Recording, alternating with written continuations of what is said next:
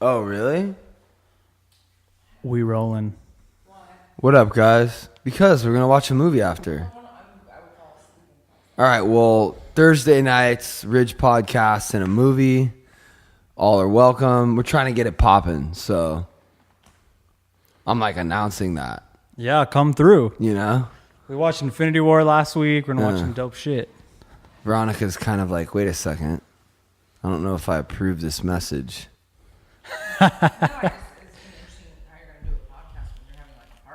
Because it's like a live podcast. Like if people want to participate in the podcast, they can jump in like with some feedback. The more minds, the merrier. We got Danny Cohen here tonight.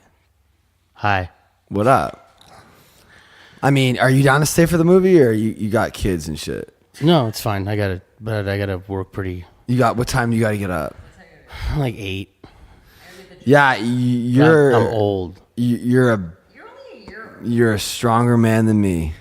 I mean, I when I think about you getting up at 8, I just have so much respect for that. Actually, I probably get up at about 6:45 every morning. That's fucking insane. Yeah. But that's my clock. I can't go to sleep. And like Kellen gets up at 5:30. I can't. That's heavy. There's a yoga class at 6 to 7, and I wish I could go to it, but I just can't wake up in time. Bro, I couldn't get up at noon today.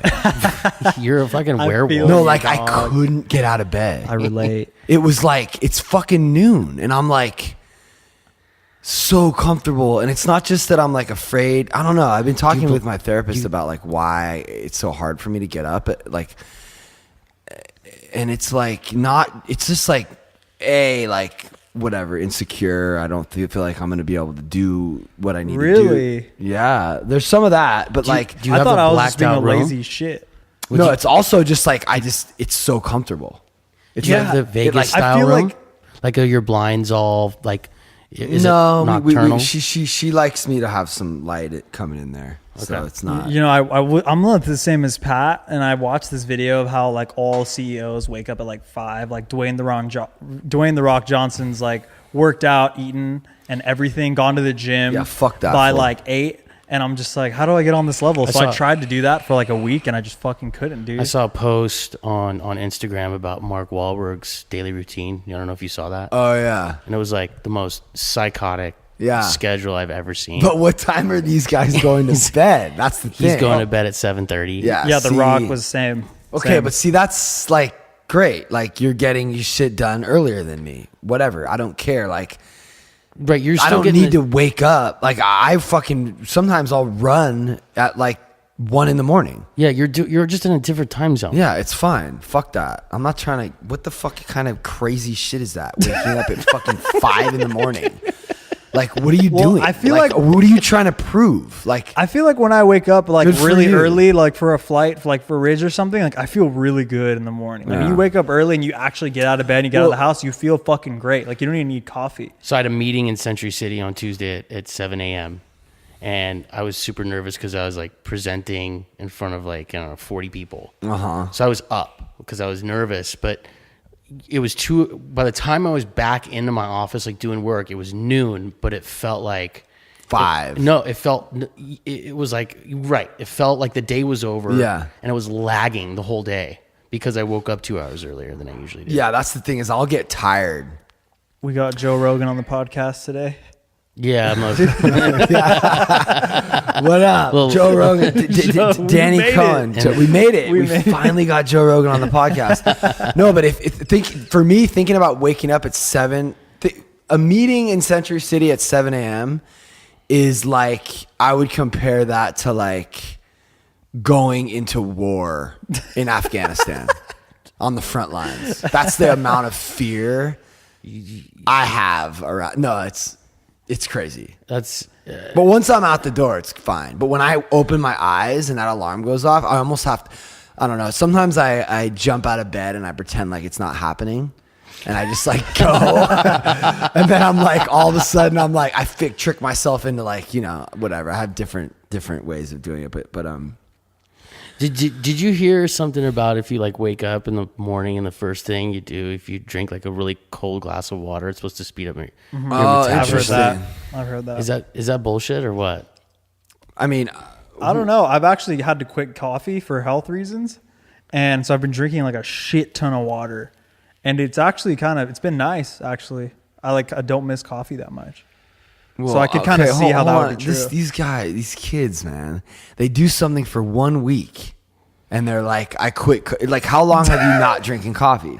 Like 4 days. It's like, and the way he talks about it is like he's been doing it. It's insane. I feel like, talk to me in 4 months. I feel different, dude. Totally. And then how old are you? 21.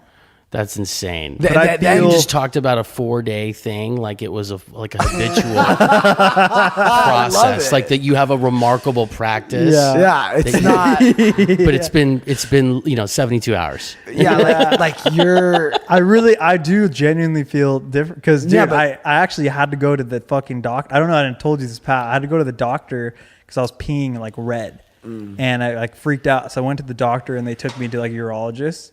And like ulcer? Well, they don't know yet. I have to actually do a procedure on October 4th to they're going to put me under and put like a camera in my dick. But the first doctor said that it was like dehydration, like I wasn't drinking enough water. The second doctor said I have too much adrenaline in my system because of my history with like anxiety and all the coffee I drink and the alpha brain and all that and how much I work and then my sleep habits. He said I have too much adrenaline in my system. And he told me just to fucking calm down. We mix fucking caveman nitro cold brew with alpha brain and go hard. Is there an alpha brain powder or something? Yeah. Dude, the doctor was like, what's alpha brain? He's like, what's in it? And I looked it up and I showed it to him. He's just like, I don't even know what half the shit is, dude. Well, he's not on that. I mean, Joe's on that future shit. Well, So alpha brain, for those of you who don't know, is a On It product. Joe Rogan is one of the owners of the company On It. And I'm not ashamed to say that Joe Rogan's one of my heroes.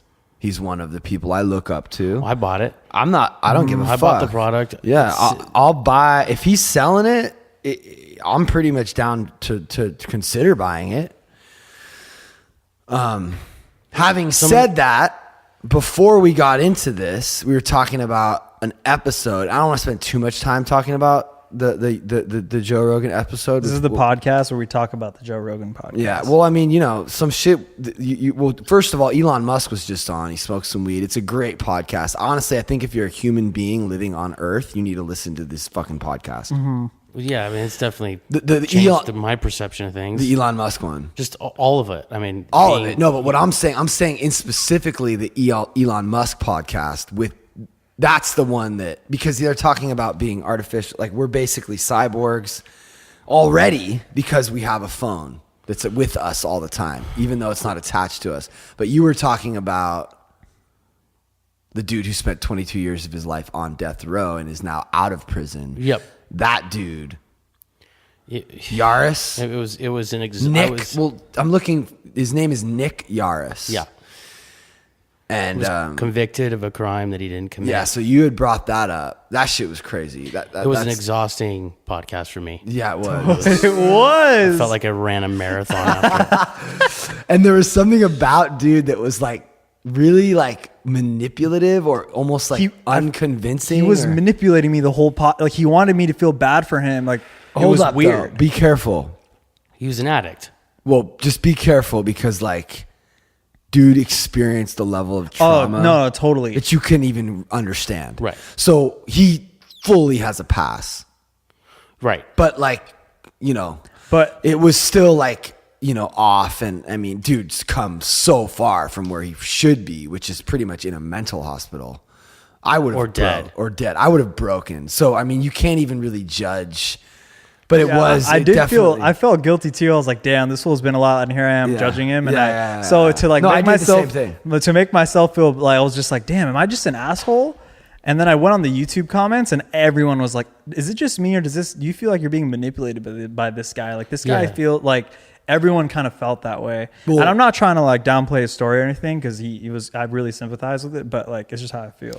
I mean, also like the guy's head's been smashed in thousands of times. I feel like but it's weird because like he was like close, but then that fear and that insecurity kicks in and he starts bullshitting And it's like, wait, you were there and now you're like not there anymore. Right. He kept and you're like crying, changing the path. And then you're talking about like, oh, I don't want to cry anymore. Enough of the crying. And Joe's like, no, like it's all good. Like whatever you got to do, you know? Yeah. But yeah, that's funny that we all. Well, did you feel that way, Danny?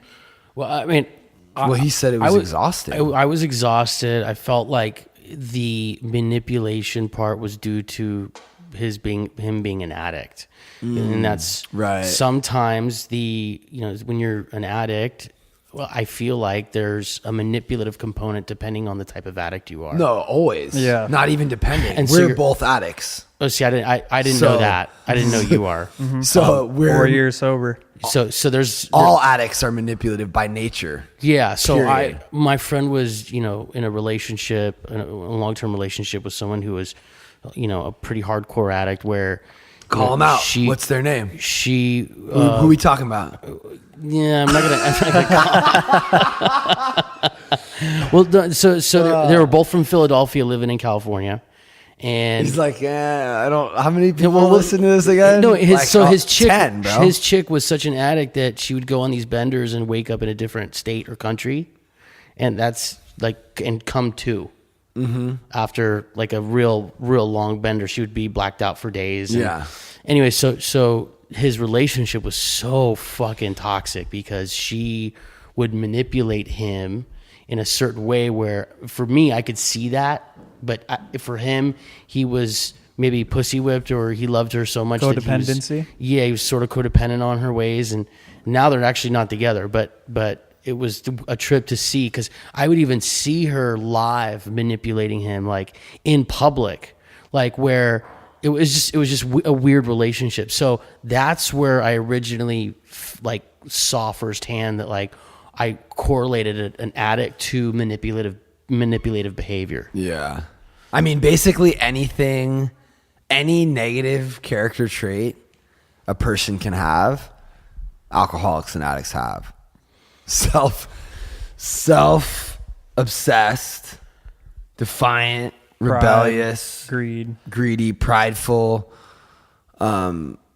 unsatisfied, manipulative, fearful, insecure. These are the traits. That is alcoholism. Yeah, I didn't know that. I know, but I'm just here to say that that's actually what it is. Addiction and alcoholism, they are those things, right? Right. Alcohol and drugs, they actually cure the unfulfillment kind of the problem, piece to it. Which is alcoholism. So it's like the medicine for the disease. Right. And when I'm drunk or high, I'm like, okay. Right. So it's the medicine. A lot of times when people get sober, the character defects get worse. They get more manipulative. They get more fucked up. They get took away the medicine. More greedy. They're trying to win on an even bigger scale, and they're able to do it because they're sober and they're lucid and they're not they're more on point, but driven by 1,000 forms of fear and insecurity. Now which is where the 12 steps come in. Right. Because then that becomes your medicine. The difference between a dry drunk, which means you're sober but you're all fucked up, and and they usually end I've heard a lot of stories and an emotionally stable, emotional sobriety is a real thing that I strive for on a daily basis. Interesting. So the 12 steps works on those character flaws within yourself. Yeah, it's really only a way of seeing your character defects. And how long have you been sober? 13 years. Okay. Did you have a point where you were like, I need to get sober or else X is going to happen? Of course. Can you talk about that stuff? I mean, I'm just curious because you haven't told me that. Where obviously I know you've been sober for a long time. Yeah, I was taking OxyContin and Norco. I was taking 30 Norcos a day. 30? Yeah, I would take 5 at a time. How? And it would just be I would take an 80 milligram Oxy with a Xanny. And then a shot of wild turkey, and then on some days where all I had was Norcos, it'd be 20 Norcos, 30 Norcos, 5 at a time, 4 times a day. That's 20 Norcos. Whoa. Keep your phone on because I'm going to call you later. I might come by, but we probably won't. But we might. I mean, we could. What? And then she actually drove me. Veronica drove me to rehab. Steve and Tim were like, yo, we're done. We can't do this anymore. I was like totaled a couple cars. I had 2 DUIs. I got two DUIs in like 2 weeks. Or like in a matter of like 2 months or some shit. It was just like, I mean, the big thing for me was I just didn't really have like, I'd run out of like ways of like getting money. And medicine. Well, that's what leads to the medicine. So like I had figured, like first I ran out of money. Then I like had a bunch of ways of like getting money. How much does, like siphoning money from Veronica or my dad or whatever, like figuring out ways to manipulate people to get the drugs. Like you're in the manipulation mode when you're sober to try to get what you want, which is drugs. So keep your phone on. Would you maybe want to go to Jason's? Yeah, I'm open to whatever. We're trying to get Jason on soon too, by the way, people. Jason Avigan, yeah. But so I'll call you and I'll ask you how it's going. Veronica's headed out to Jason's for art night. They're doing like arts and crafts, chumba. That's dope.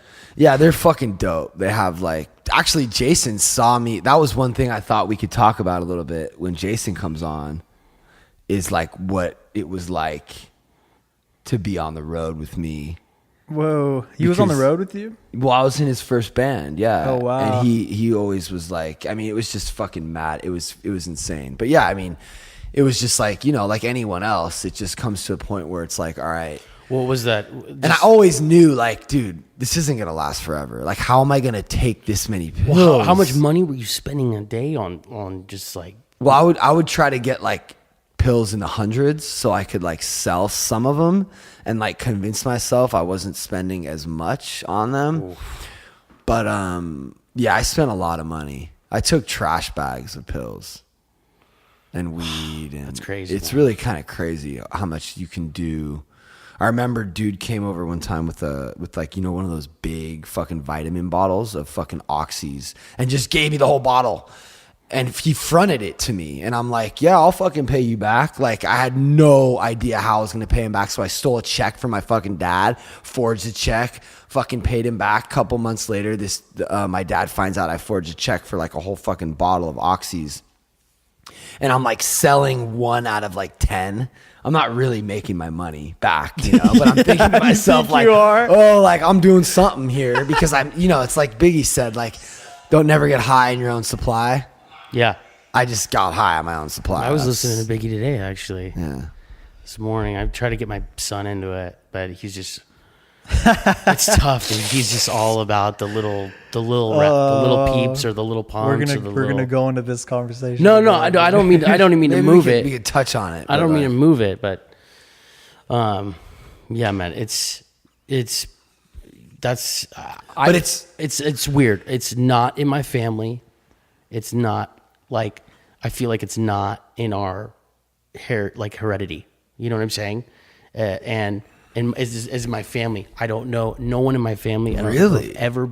I don't have a big family either. Right. It's not like I got 15 cousins and I have 3 close cousins, but I just don't. I don't have much experience with it. It's kind of weird. So in a way, the reason I'm asking these questions is because I'm just naive as fuck. That's fine. It's great. It's good for the audience too, who like don't know, like they're hearing through you. Well, it's the Ridge podcast, so he's got to break down. I mean, I've listened to a couple episodes, but I haven't heard you talk about stuff like that. Yeah, we haven't really done that. Although we were thinking, it looks like my signal's way louder than yours, your guys's. But we were thinking of, just like we live our lives by a certain set of principles. Because we're sober, we live our lives by a certain set of principles, like honesty, humility, courage, faith. You said something. Selflessness. Like, these are principles we have to live our lives by, because if we go, like, the guilt will eat us alive, right? Because when you're sober, you don't take the edge off. You're not really... You kind of got to like be on the straight and narrow. as far as like ethics and morals go, or else you're going to be like not happy, which will lead to getting loaded. Yeah, right? it's like a practice. Yeah, so that was kind of one of the things that we wanted to like weave into this podcast. Was Well, like I'll tell you, that kind of energy. You were, we were Lake Mead Labor Day, and you said something about how like, you know, how if you talk about how insignificant Right. your situation is, Right. it creates a type of humility that. And it kind of blew me away because I haven't heard that in a while, and Right. and even, you know, not to talk too much about it, but you know, Joe was talking about it a little bit at the end of the Yaris podcast. He was talking about you know not focusing on the chase, right? The cars and the Well, he was talking about a different thing, which was really fucking dope. He was talking about how things won't make you happy, which I recorded and posted to my Instagram. You know, the car, the chick, the money. Dude, we think on such similar wavelengths. It's kind of weird. Well, I think a lot of people actually are because of our culture are very focused on these things. These external things. Yeah, I am. Yeah, the money, the business, the house, the car. It's not just like a tangible thing. It's like success. It's I have a vision board with toys. Which is cool, but that's really not going to... But what I was talking to you about as far as the humility thing was related to like public speaking, and how the truth is we're just like these tiny, insignificant people. No one really cares. As soon as you recognize that, you can like speak publicly or like come on this podcast. You know people are going to hear you, but like the truth is that you're not really that important. I'm not that important. Like people don't really care. The only reason to be afraid in front of a big crowd is because you think you matter enough to these people. Well, you know what I'm saying? Like most people are just too worried about themselves to be worried about. But I think that all ties together with ego. No, 100%. And so when you're ego driven, so when you see someone up on a stage speaking and you're like, this fool's crushing it, he must have a big ego. It's probably the opposite, which is that they're humble and they're willing to look bad. They've been willing to look bad for so long. They've gotten good at it to the point where like they don't give a fuck. For me, I think part of what makes me a good speaker is because I don't give a fuck. I'm willing to be honest. Like Wickham was talking about like getting something stuck up his dick earlier. Right. Like he doesn't give a fuck. Yeah, no. He has enough humility to recognize that by being honest, it's like he can just be himself, right? Like as long as we're just ourselves unapologetically and we're not worried about what people think because they don't really care because all they really care about is themselves the way we care about ourselves, then everyone can just be themselves and everyone can be their own unique individual, and that's all anyone ever wants us to be. Like I was thinking about Noah, like Noah's like so dope just the way he is. He's so different, but like, you know, a lot of people in that situation, like you introduce, give me back. Noah's just the first person that I thought of because he's kind of like a reclusive, quiet, like he's a dude that works for me. I just thought I could use anyone as an example. Jax. Was he at the movie last weekend? He was. Okay, he's the dude that wrote the Alien script. Like, just be yourself. And you can post that. Don't worry about it. It's fine. We're not in fucking class. Danny got an Instagram video and he's going to fucking post it. Tag us. But yeah, I just think that there's a lot of fear and insecurity. And I noticed that actually even like within, you know, Noah and other people, like they're afraid of not being liked or, you know, we all have it. But like if everyone could just completely let go of that and just be themselves, like that would be so dope. Like imagine like a version of Noah who's like not at all scared of what anyone thinks. Yeah. I feel that way in my school too. Like a lot of the kids are like, they have so much like passion and like they want to learn, but they don't want to like show it. Yeah. Like I'm the only one asking questions and like participating in class because they don't want to like seem like corny for like participating. I'm just like, yo, just like do you? No one cares. Yeah. Well, there's just a component of, you know, authenticity. Yeah, but what is it? What is that about? Like, it's almost like confidence. It's like confidence in a way, but like fueled by like I don't give a fuck. Well, I think if you, it's almost like you don't. it's just you live. It's like if you live your life, like when I'm first, like when I'm dating a girl or when I just start dating someone, I tell them almost like right off the bat, like you always know where you're going to stand with me at all times. Right. That's and dope. it's just like Yeah. there's it is what it is. Yeah. And then I also follow that up with like, I also followed it up with I'm not the type of person you need to be careful around. Mm-hmm. And so that kind of, whether a chick gets that or not, or whether they understand what I'm truly trying to say, I don't know. But what the point I'm getting across is like I'm drop all that, like drop the interview bullshit. I'm not someone you need to be careful around. I don't judge.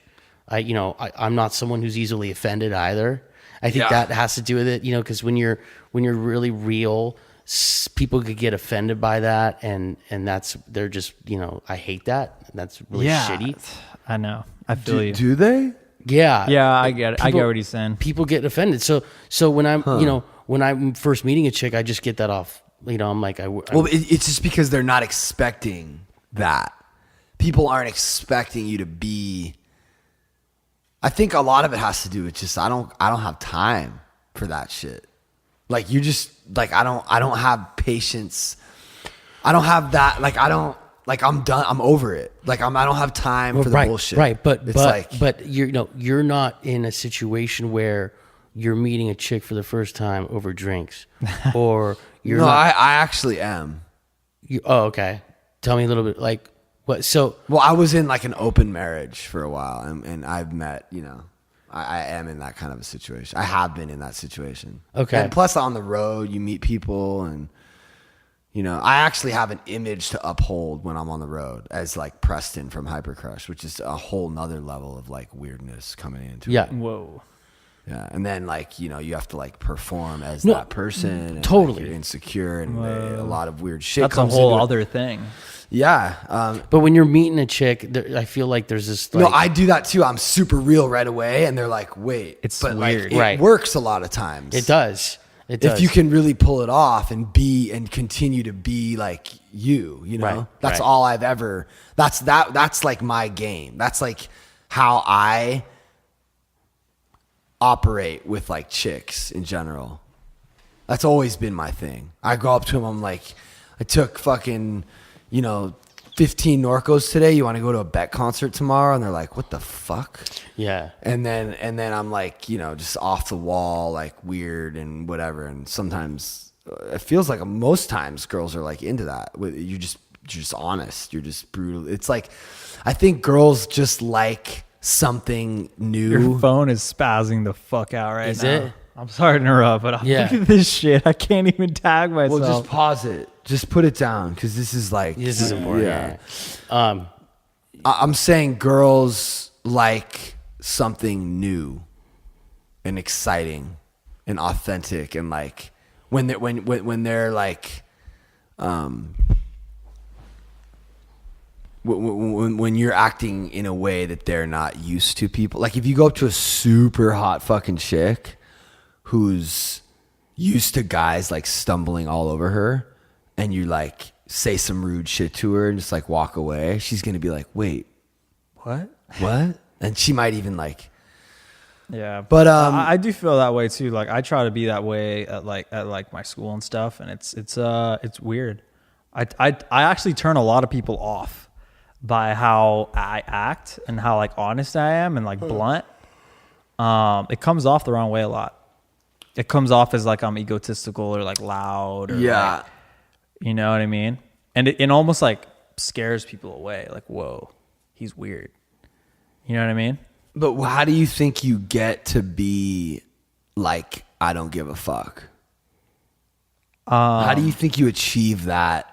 I feel as opposed to like, I'm sure some people that don't have, they're just like afraid. How do you get there? I don't know. All I would know is like for me that I've like been through so much pain and bullshit that like that's it. Me embarrassing myself in front of a group of people isn't the worst thing in the world. No, that's like, it. It's like I've been through like there's nothing. It doesn't matter. That's literally it. That's it for me too. It's the same way you achieve anything. You try it and you fail. You try it and you fail. You get embarrassed and then you're like, okay, whatever. Yeah. Like, I can't not be real. I don't have time or patience. Life's too short, whatever. I'm bored. I'm bored of the bullshit to the point where I'm only keeping it real. And if you ask me how I'm doing and I had a really bad day, I'm going to immediately tell you I had a bad day and I'm getting into details. Yeah. And if you don't want to hear about them, then you shouldn't have fucking asked me how I'm doing, because I'm not here to be like, oh, I'm good. I have an issue. What are we doing? Right, I have an issue with this because there is sometimes when I'm not real, and it's mostly in a business setting. Oh, that's a whole different situation. Yeah. But it's not. I mean, it's actually not, and I think they would respect the real even more in that situation. Yeah, but it's like if I'm in a big networking group with 15 attorneys or other, it's just people have their act, and it's kind of a part of.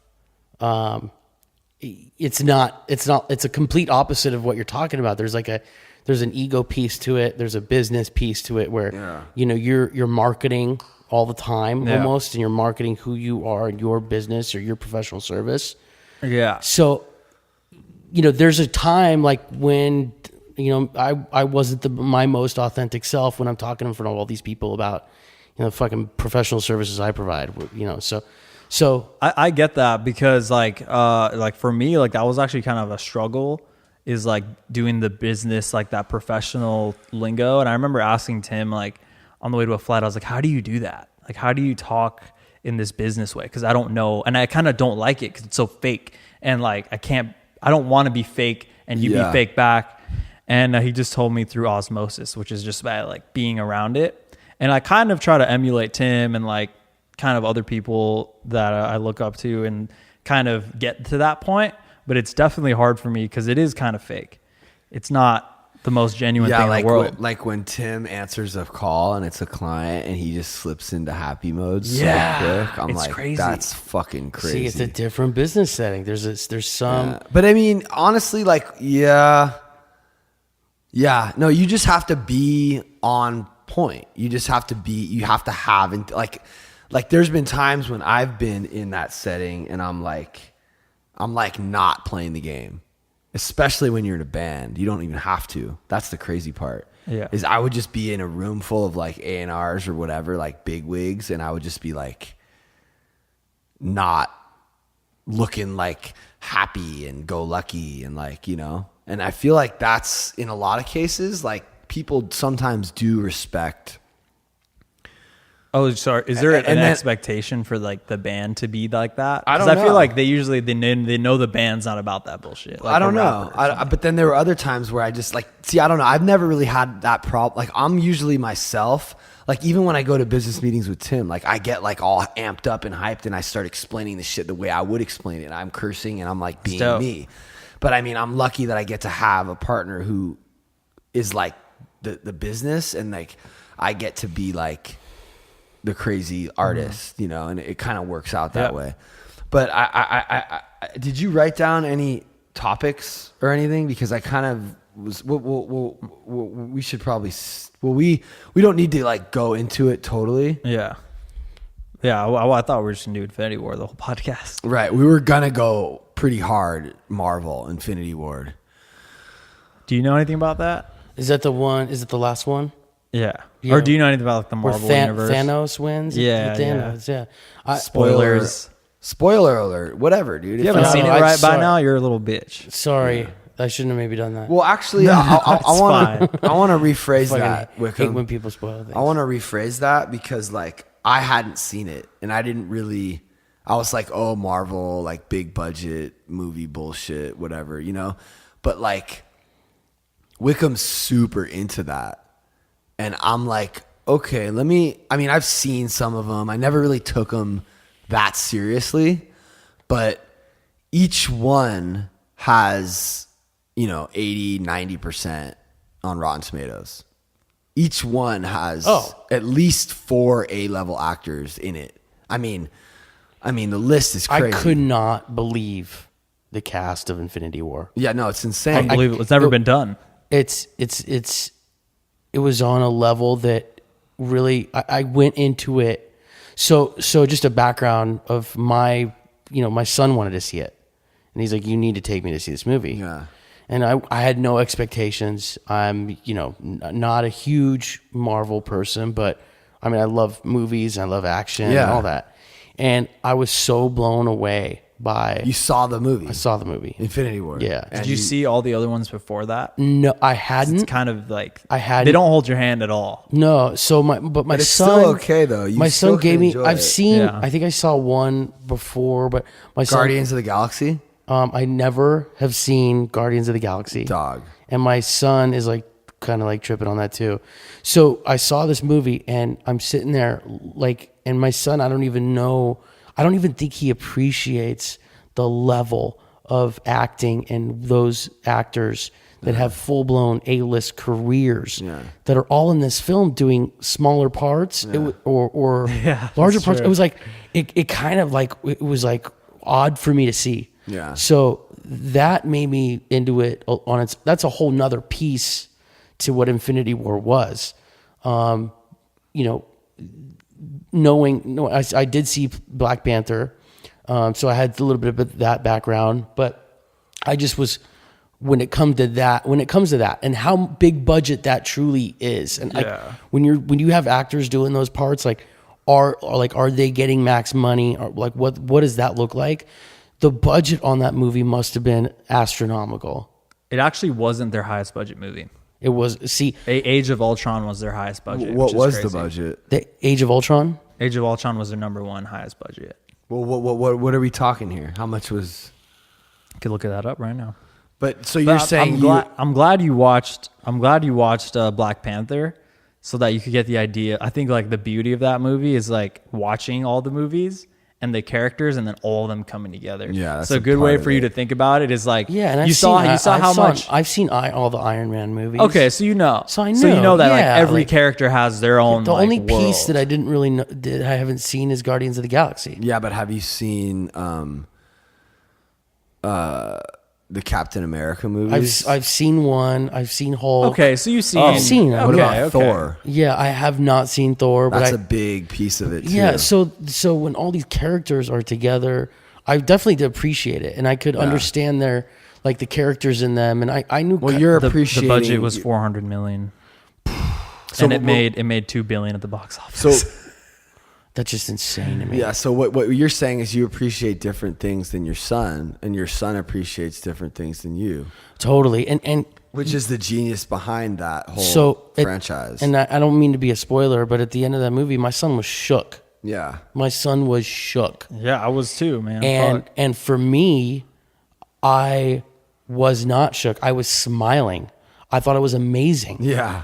Because when have you seen an ending like that? I don't remember an ending like that. Dude, it's in Spider-Man. He's like, Mr. Stark, I don't want to go. I was like tearing up in the theater. And my son was shook, and I was enjoying it because the theme in all these movies is so Disneyland to me.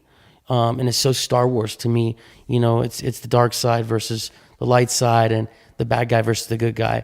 And it just wasn't like that in this movie. And that's what made me love it. So are you saying that you could relate to Thanos? Do you know what was motivating Thanos? I mean, I saw the movie the day it came out, so it's been a minute. Okay, so you don't really remember. Your son's about it. He made you go the day it came out. It's dope. Oh yeah, that's really dope. And I think it's important for us to be open. I think it's dope that you went with an open mind, obviously, and you like. Well, dude, I mean, look, it's a Marvel movie. It's like, how could you not be like there's not been many bad Marvel movies. There actually hasn't been one bad Marvel movie. That's what I'm saying. Yeah. So you knew like you're getting your money's worth. Right? It's a $400 million. But when it started the way it started with Hulk, just getting his ass handed to him, and I was like kind of blown away by the whole piece to it, where good versus bad. Who is good versus bad.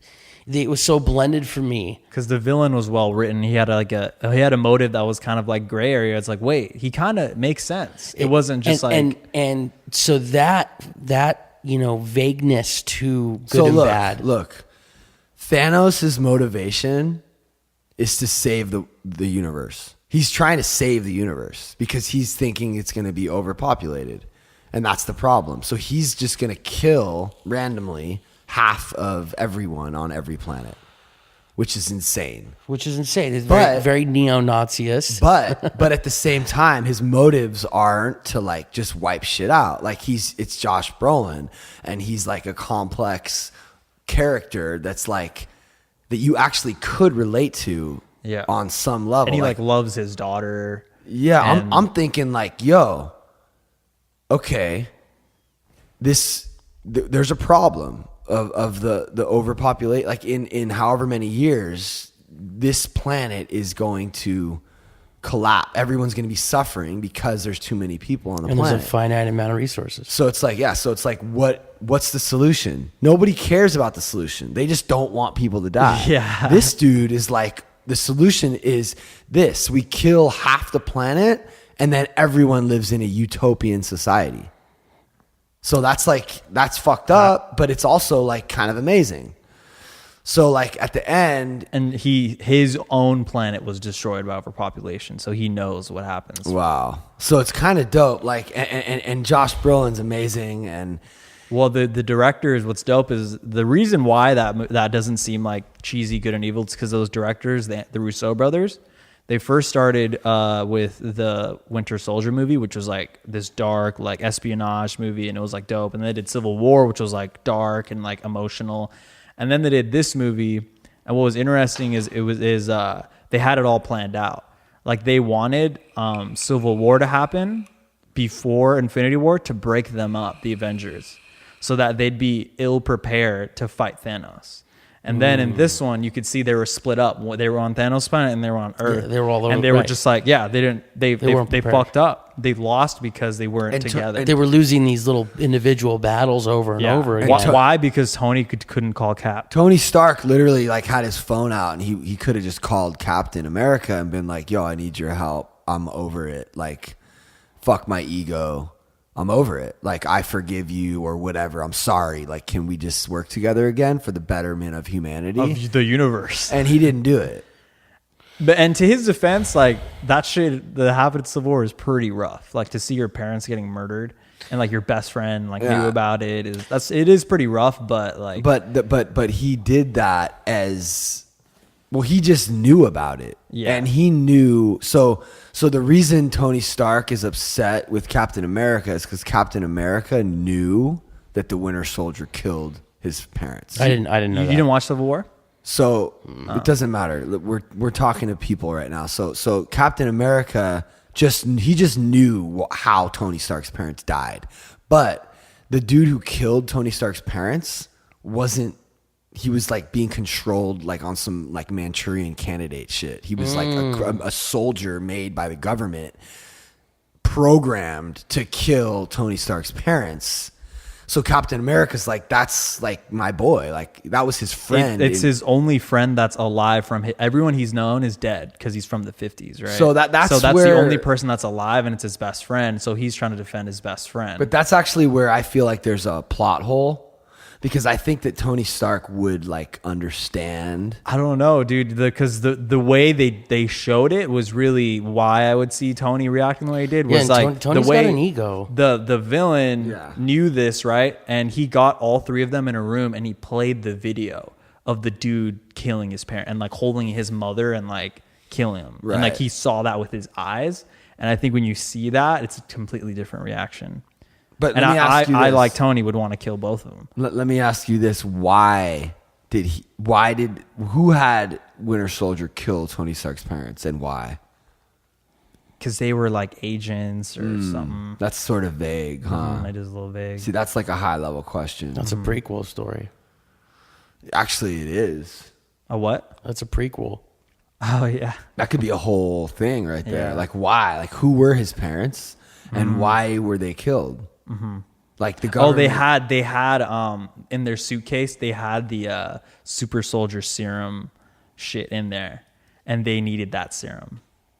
So the Winter Soldier killed Tony Stark's parents just to get that serum. Yeah. So the one of the reasons that we wanted to talk about this movie was because of some of the characters in the movie struggle with some of the same things that we were talking about earlier in this podcast, like greed and selfishness and manipulation, and being able to overcome that stuff for the betterment of society is like kind of like what we're trying to do on a daily basis on a smaller level. But that's why these movies are so great, is because you can look to, you know, a character like Thor and you can see that he's not able to do everything on his own, right? Well, you think you can, you want to, but like at the end of the day, like if you have help from your friends and you can be humble and ask for help. He was so prideful. Like in that scene with Rocket, he was saying just like, I've had 15,000 enemies and I've destroyed all of them. Thanos is just another one. He was so ego driven, and like to the point where when he did get that axe and kill Thanos almost, he didn't go for the head. And the people asked the Russo was like, why didn't he go for the head? Why didn't he go for the head? It said because he wanted to look at him in the face while he killed him and say, I told you you'd. And that's and he at the cost of the universe. To bring it outside the movie for me is you relate to the story, right? So every character has their story. And the problem with outside is you don't know everyone's story. So you can't possibly know what another human being is going through at any given time. And so like that for me, I mean, that's just, you know, it's so relatable because you know everyone's story. Yeah. But even though I don't know dude who cut me off on the freeway and I'm like mad because he cut me off, even though I don't know why he did that, I can think, okay, I've definitely been that guy before, and I can either be mad at him or I can just be like, dude, maybe this dude's like rushing to the hospital because his son is dying. Right. And then it's my whole perception changes. Yeah. And that's like the whole thing.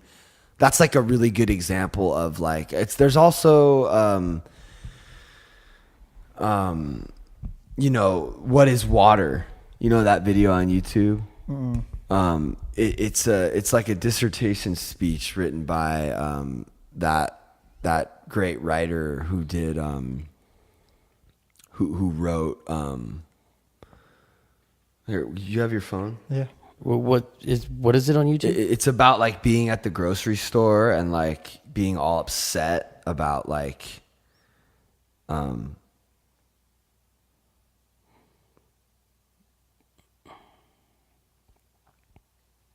I always forget this dude's name. It's a great YouTube video. I almost like want to like play it. It's a David Foster Wallace.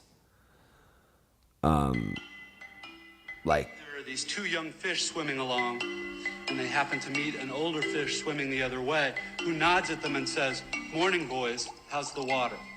And the two young fish swim on for a bit, and then eventually one of them looks over at the other and goes, "What the hell is water?" The point of the fish story is merely that the most obvious, important realities are often the ones that are hardest to see and talk about. Stated as an English sentence, of course, this is just a banal platitude. But the fact is that in the day-to-day trenches of adult existence, banal platitudes can have a life or death importance. The plain fact is that you graduating seniors do not yet have any clue what day in, day out really means. There happen to be whole, large parts of adult American life that nobody talks about in commencement speeches. One such part involves boredom, routine, and petty frustration.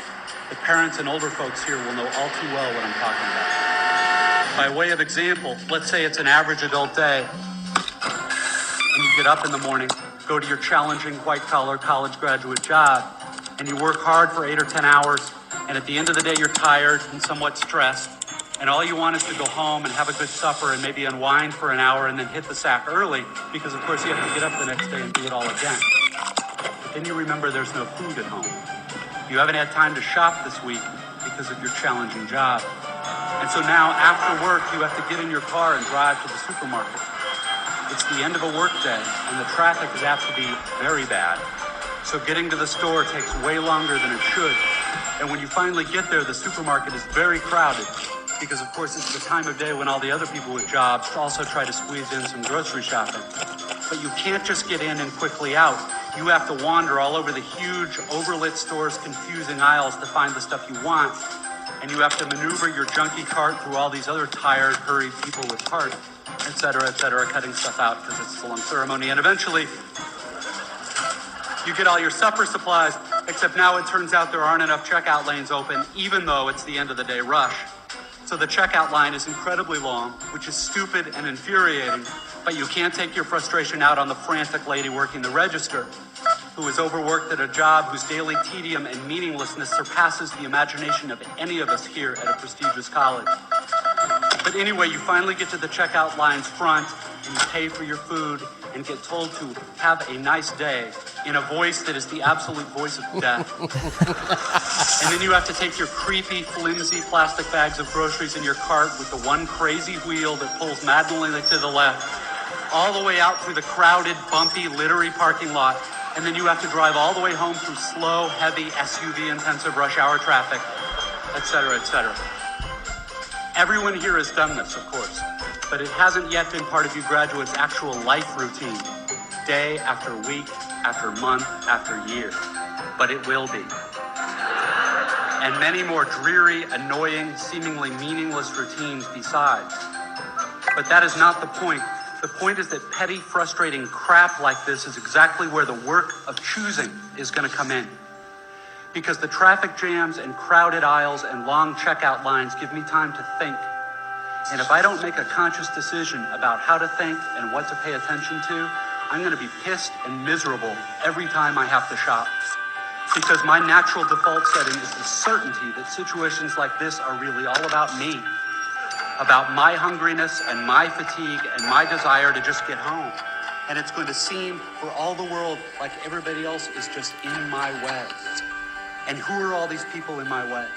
And look at how repulsive most of them are and how stupid and cow-like and dead-eyed and non-human they seem in the checkout line. Or at how annoying and rude it is that people are talking loudly on cell phones in the middle of the line. And look at how deeply, personally unfair this is. If I choose to think this way in the store and on the freeway, fine. Lots of us do. Except thinking this way tends to be so easy and automatic that it doesn't have to be a choice. It is my natural default setting. It's the automatic way that I experience the boring, frustrating, crowded parts of adult life when I'm operating on the automatic, unconscious belief that I am the center of the world and that my immediate needs and feelings are what should determine the world's priorities.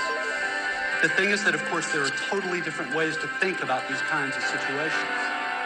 In this traffic, all these vehicles stuck and idling in my way, it's not impossible that some of these people in SUVs have been in horrible auto accidents in the past and now find driving so terrifying that their therapist has all but ordered them to get a huge, heavy SUV so they can feel safe enough to drive. Or I can choose to force myself to consider the likelihood that everyone else in the supermarket's checkout line is just as bored and frustrated as I am, and that some of these people probably have much harder, more tedious or painful lives than I do. Again, please don't think I'm giving you moral advice or that I'm saying you're supposed to think this way or that anyone expects you to just automatically do it, because it's hard. It takes will and effort. And if you were like me, some days you won't be able to do it, or you just flat out won't want to. But most days, if you're aware enough to give yourself a choice, you can choose to look differently at this fat, dead-eyed, over-made-up lady who just screamed at her kid in the checkout line. Maybe she's not usually like this. Maybe she's been up 3 straight nights holding the hand of her husband who's dying of bone cancer. Or maybe this very lady is the low-wage clerk at the motor vehicles department who just yesterday helped your spouse resolve a horrific, infuriating red tape problem through some small act of bureaucratic kindness. Of course, none of this is likely, but it's also not impossible. It just depends what you want to consider. If you're automatically sure that you know what reality is and who and what is really important, if you want to operate on your default setting, then you, like me, probably won't consider possibilities that aren't annoying and miserable. But if you've really learned how to think, how to pay attention, then you will know you have other options.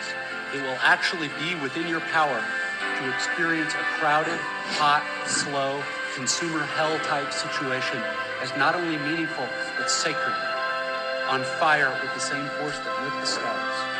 Love, fellowship, the mystical oneness of all things deep down. Not that that mystical stuff's necessarily true. The only thing that's capital T true is that you get to decide how you're going to try to see it. This, I submit, is the freedom of real education, of learning how to be well-adjusted. You get to consciously decide what has meaning and what doesn't. That is real freedom. That is being educated and understanding how to think. The alternative is unconsciousness, the default setting, the rat race, the constant gnawing sense of having had and lost some infinite thing.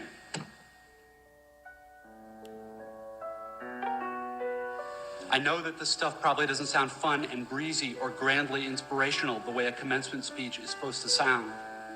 What it is, as far as I can see, is the capital T truth with a whole lot of rhetorical niceties stripped away. You are, of course, free to think of it whatever you wish. But please don't just dismiss it as some finger-wagging Dr. Laura sermon. None of this stuff is really about morality or religion or dogma or big fancy questions of life after death. The capital T truth is about life before death. It is about the real value of a real education, which has almost nothing to do with knowledge and everything to do with simple awareness.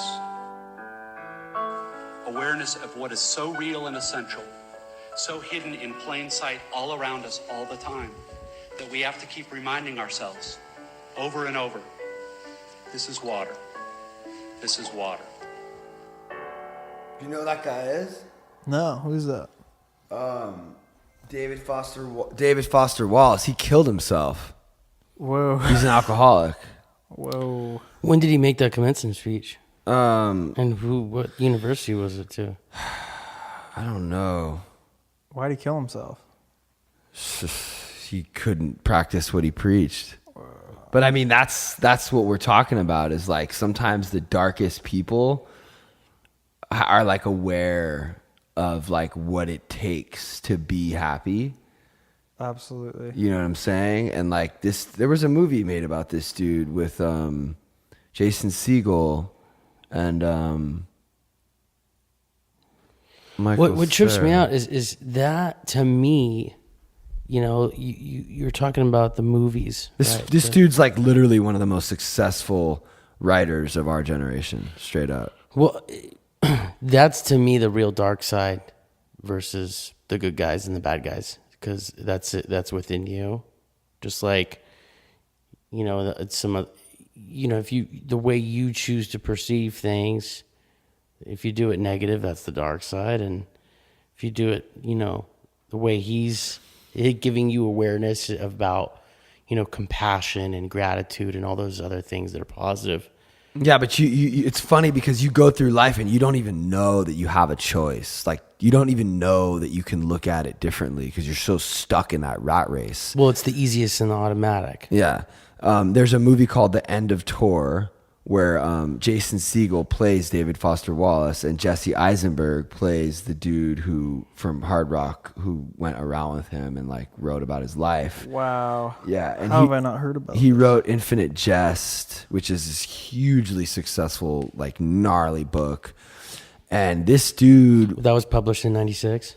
This dude's just like ill. And like, I almost wish... I don't know, my hand hurts from like holding up the phone and like the music was like too loud, right? You couldn't really hear it. I mean, it was pretty clear. But like, that's like the way he describes it is so dope because it's like, for me, when I'm able to make that shift in my mind, I'm actually not able to do that, right? And he even said this isn't like about any kind of mystical dogma thing or whatever. And it kind of like plays on like what we were talking about on that last podcast is like, for me, like being able to do that, I attribute that to something other than me, some power greater than me, which is what I attribute like spirituality or like God, whatever, the taboo word that no one likes to use. That's like a simple way of describing what he just described. I think it's long form. Yeah, I think it's more about like what like Eckhart Tolle and all those guys wrote about. Like that's more power of now, where like I don't know if you've ever heard of like Landmark. Yeah. Have you done that? I've heard of it. So like Jesse has. So I did that. What's Landmark? Yeah, it was it's like a course, like a self-help course. Yeah, it's like modern principles of Zen Buddhism, and they're telling me on Friday when I went there, and it was like some crazy class. You went there this Friday? No. This was years ago before my daughter was born. So this was 9 years ago, and they were telling me on Friday when I went in there that I was going to be enlightened by Sunday, and I'm sitting there listening to these guys like they're out of their mind. Yeah, like they're crazy. Okay, buddy. I had my story. I was like, sure, yeah, like that's gonna fucking happen. No, it like costs a lot of money too. Yeah, it was crazy. There's there's like different course. Like so I went through it, and sure enough, man, Sunday at 4 or 5 o'clock, I have this moment where my entire body felt like it had just risen off the ground. I was literally, I'm not kidding you, I was floating. And it's like a mini enlightenment where they ingrain in you the whole weekend these modern principles of Zen Buddhism. And then you finally have this moment where you're somewhat it's temporary, but you're in it. And so they took a break after this thing. And I remember that I was sort of hungry, but I was floating, literally floating. And I walked across the street, the most happiest I've ever been in my life. I remember, and I was like this stuck with me for like 2 weeks, where it was the only thing in my head at every moment was this exact moment. And the freedom that's around that. And that the only, it kind of tripped me out, and I probably should go back. Because literally I remember they're telling me I was going to be enlightened. I'm like, these guys are idiots. And sure enough, on Sunday, all of a sudden my body felt like it was floating. But and I had that feeling for probably a week after. And when you walk into a grocery store feeling like that, everyone that comes into contact with you, and their day gets a little better. And that's what Joe was talking about a little bit. Like about how we have the power. Our collective consciousness could really change. So you don't even know what you did that day or those 2 weeks, but the people around you, your family, your friends, they experienced something positive from you. Yeah, I was in a bad relationship, and I kind of just stopped arguing. Yeah. I just didn't want to be a part of it, and just was very agreeable. Wow. And all of those stories and acts that you carry with you that are ingrained with you since you have a traumatic event in your life at age 5 to 7, and that frames kind of your psyche in a way.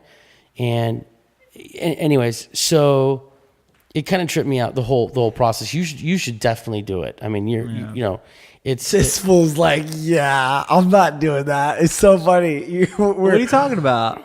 Are you really like? No, I mean, it's not new to me. I'm down to do it. I've had those experiences as well. But like we have AA. Yeah. That's like our thing, right? So for other people, they can get it through religion. They can get it through Buddhism. They can get it through Landmark. Landmark is a way of explaining this stuff. Get off your phone when you're on a guest on a fucking podcast. Landmark Worldwide. This guy's been on his fucking phone. No, landmarkworldwide.com. That's why we need like someone that can like look this shit up for us. What are you trying to look up? I haven't brought this up in probably 8 since I've been. Wow. Which was what? It's like very culty. They tell you to like bring people to. Yeah, I know. My uncle did one called Benchmark, and he got other people involved, and he felt better than ever. Now he's on fucking heroin, facing 10 years. Whoa. So it's like, it's not about like one thing. It's a continual It's a lifestyle. continual practice. and that's why they want you to keep going back, because you have to keep it. And to keep it, you got to give it away.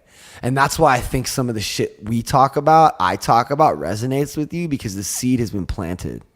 For sure. So when we talk about this type of shit, you're like, ding. You're like, it's like, this is the shit that matters. What we're talking about right now matters more than fuck all the other shit. We talk about culture and Kanye and all that dumb shit. That's cool. But like, this is the shit that fucking matters. This is the shit that will really like make you happy. Well, and free. Well, like you know what's interesting about that is, I've totally related. I've felt those ways before. Part of AA is like meditation and doing 10th steps, and like we do these like things called 10th steps, which are like personal inventories about like every good business takes an inventory to like keep it running as a good business, right? So we do inventories of like our fears, resentment, sexual misconduct, everything, and then I meditate afterwards, and it kind of gives you that same like you're lifted, right? And 100%. I was watching this video about a neuroscientist talking about this time they examined the brains through an MRI scan of professional meditators, like the real ones, like that are meditating 24 hours, like their whole life is like from like Tibet and shit, like right? like the Dalai Lama and the monks. Yeah. So he was talking about so there are these waves in your brain called gamma waves, and in normal people, we release gamma waves when we like finally accomplish something that we've been wanting to do for a while, get a promotion at work, like finally clean our room, but we get it for like a second. It's like a split second of gamma waves, right? And when they looked at these monks' brains, what they realized is that these fools have the gamma waves all the time. What we get for a second, it's a constant. And it's scientific proof that like they're on some other shit. Like they're on some other wavelength. What I trip on is if that's what we get from it and we've experienced it, like why wouldn't we just always be going for it? Dude, like you experienced that. Every time. Hold on. You experienced that. Oh, for sure. Why the fuck would you not go back and try to do that more, right? No, I'm not saying that you're. Oh. I'm not saying I'm not just like you. No. I am just like you. It's funny. It goes back to it's a constant practice. It is constant. It is daily. And but it's almost like when you see the Dalai Lama tweet something about compassion and the way we all should approach specific things, he's on that level, and he's constantly on that level. I know, but what I'm saying is like, why are we so stupid? Yeah, like those monks they're going for it because they know. They know. We know too. We do, but we don't like. We still want like the to be dope and like to do dope shit and like to have dope cars and like fuck. It's our background. Sex, I mean, honestly, we come from white. Well, there's a lot of white privilege. I'm gonna keep it 100% right now. Like the sex thing, that's the thing. You may or may not realize it, but like that's the hardest part. Absolutely. So it's like being attracted to these fucking women on Instagram. Or wherever in yoga class. But yeah, in yoga class. But the reason I bring up Instagram is because like we're all online every fucking day, there. and it just pops up, and it's like the way they're presented on the internet is fucking perfect. It's like this perfect idea of what you've always wanted, and it's like ding. Okay, now your brain just got turned on. The ego got turned on. You need to get this bitch with what? How are you gonna get her? Money, power, prestige, car, wealth. So that's the only reason people want any of that shit is to get it. the girl. That's it. So it's the sex drive. So like this is a natural instinct within us. That's the biggest fucking problem, and that's actually something. It's the core problem. It's the core issue, and I'm struggling with that today. Because those monks and those guys that are meditating, they don't do any. It's like they're abstinent and they're right. I mean, they don't. Right, they're not. There's nothing. And if you think about it too, like that need is just like an outdated old genetic code to just reproduce they're the not even human race. they're- And we don't need that anymore. It's outdated and it's fucking us up. Yeah, and these monks know that. They're like, this is all just bullshit. They're not even on that level. You guys are just like dogs humping each other in my backyard. So basically, we're promoting celibacy on this podcast now. And let's not go that far. I don't want that. Trust me. No, but I'm just saying, in theory, I would get so much more done though. Like, my God. have you had that So- conversation before? it Like, would if be you so funny. took out, If you like, took- imagine how much an asexual person gets done. You not know what even I just mean? about getting shit done. It's about like being in a more peaceful place. Yeah. But like, I can't even relate to an asexual person on what their drive is. That's because my drive is that power. Well, that's prestige. the wrong drive to have. Right? I can relate to their drive. Their drive is just like enjoying their life. It's like this dude was talking about in that fucking thing. It's like, it's not about the goal. It's about the journey on the way to the goal. Like, you're looking for this thing that's going to get you what you want, which is the bitch, to fuck the bitch. But really, you're missing out on the majority of your life, which is the way to that thing. You actually probably won't ever get the thing, right? I know I won't, because I'm unsatisfiable by nature. So no matter what I get, Well, I think we all are in some way. no matter what I get, I'm immediately wanting something else. Let me finish. Yeah.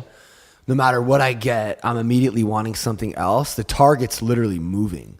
So knowing that, I'm like, okay, let me just like, what if the target was like right now?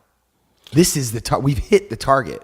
We're talking, enjoying our life with each other right now on this podcast, and everything is perfect.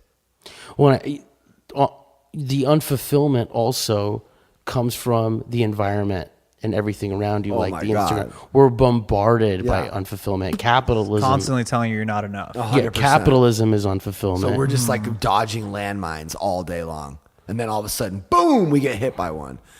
The girl with the fucking no bra and her shirt's wet and her tits are fake and big and she's wet on the beach and she's so hot. Not even that. Not even a sex thing on a fundamental level. But it all goes back to that. Every fucking commercial you're watching is you're not okay, and if you buy this product, you will be okay. Yeah. Well, I mean, yeah, we don't really. Yeah. I mean, and you know, even though commercials we're not really seeing commercials anymore. That's why I'm bringing up the Instagram thing, because you're seeing more images online. On my Instagram, the first But thing that comes up is Kylie Jenner's ass. It is a. I mean, he just went on. He just opened up his phone, and I don't know what it is about that little red square, but it's almost like they've embedded some kind of magnet to your thumb. If there's a little red circle, a notification on your Instagram app, if that notification is on my app, my thumb is hitting that app before a really important text or email. They've done studies that show that you actually release dopamine when you hit that. Right. So I'm going to that. So fuck a commercial. But Instagram is a commercial. It's the commercial. That's what I'm saying. Giant. But let me. The point I'm trying to make is that before any of this happens, we need to have humility. Because if we can really have humility and like selflessness and almost like admit that we're unimportant, or that like admit complete defeat, like that's step one, really. Step one, I'm not saying everyone needs to subscribe to these standards. For me and Wickham, this is how it works. Is this like dropping your ego kind of thing? It's like more than that. It's like admitting that our God-given instincts have gone too far and they're not serving us anymore. Like they failed us. Instincts They've gone failed awry. us. It says in So- the book that the book that we had, the big book, it's instincts gone awry is the reason for all our character defects. So like I've admitted I'm powerless over drugs and alcohol. That's the first part of the first step. And the second part is, and that my life has become unmanageable. So my life is unmanageable with my mind, because my mind will always go to those things. Always. It will always be motivated by like fear, insecurity, desire, want, ego. It will always be motivated by what do I need? What can I get? Like this dude said, you're thinking about yourself all the time. And that's why you can't take a step back and be like, yo, let me look around the store and all the people in line and what are they dealing with? And where's the beauty in this? Compassion. And like empathy. Like, so as soon as I can just like cut myself out of it, and the only way really to do that, that's the thing, is like this speech is great and all, but for me, I would have heard that speech and been like, oh, dope, let me try to go live this way, and I would fail. And the only reason that I'm able to succeed now in living like this is because I've admitted complete defeat, which means that like I know my mind like can't serve me unless I'm with this other power, or like unless I have like this bigger concept of love and like humility constantly like with me at all times. So it's like they say like, what would God have you do? I know it's corny, like you can call it whatever you want, but like what would Jesus do? What would God do? What would Buddha do? What would, you know, the Dalai Lama do? If you just think about what they would do, you're in the right place. Like, yeah, that's a practice. It's a practice. And it's actually a discipline, right, which becomes a practice, which becomes a pattern, which actually starts to build a new character. Say that again, slower. No, so it's a discipline at first, and you don't even know what's happening. You're just disciplining yourself. Let me finish. You're disciplining yourself. Yeah, like you wake up and it's a discipline. I got to get down on my knees. I got to like humble myself. I got to ask this power to like remove my fear so I can focus on being of service to the greater good of humanity today. Discipline, discipline, discipline. Then it becomes a practice. It's like helping others and reaching out and being honest and humble is sort of like a practice. Now you're starting to do it like it's not as hard. And then it becomes like a pattern. And now you're starting to build a new character. If you do this thing for like long enough, like years, like I've been doing this for years. Now it's almost like letting go is almost like my natural state, like pausing when I'm agitated and like trusting someone else and like giving up. Like I have this thing upstairs. Like I made this dude write like a piece of artwork, Matt Resnick. Oh, Is no that way. Your fucking boy? Like he does dope art. So I see him doing these really cool characters and I'm like, will you write give up on it? Because giving up might seem like something that's like not good, but like for me, it's everything. Just like give up. Just give up the fight. Surrender. Like what you said, you stopped fighting her. You just gave up. You're like, I don't even care anymore. Like it's not important. How can I serve you? You're like dropping conflict. But the first thing is like recognizing like I don't know how this translates to like normal people who don't have the disease of alcoholism. It's not even that. It's creating, you know, there's people who are stuck. They're overweight or they're whatever. They have their problems, whether it's, you know, inside them internally or in their environment, or it's negativity or whatever that is, right? Everyone's fighting their battles and they're struggling. If you can create the discipline, which turns into what the practice, that turns into patterns, and then you literally change the way you think. You're literally building a new character. You're changing who you are. Yeah, because most of us weren't raised right. Right, and most of us had a traumatic event in our life, and you know, shit happens and life happens. But what you're saying, it relates to everyone and everything. Yeah, and I think that a part of the reason why we've became close recently is because you're like that. Right, and I'm attracted to that because it's a compassion thing, and it's just you know what's crazy. Danny went on the Lake Mead trip that you were going to go on. Yeah. Because he's sort of been like coming around a little bit more and been like attracted to this.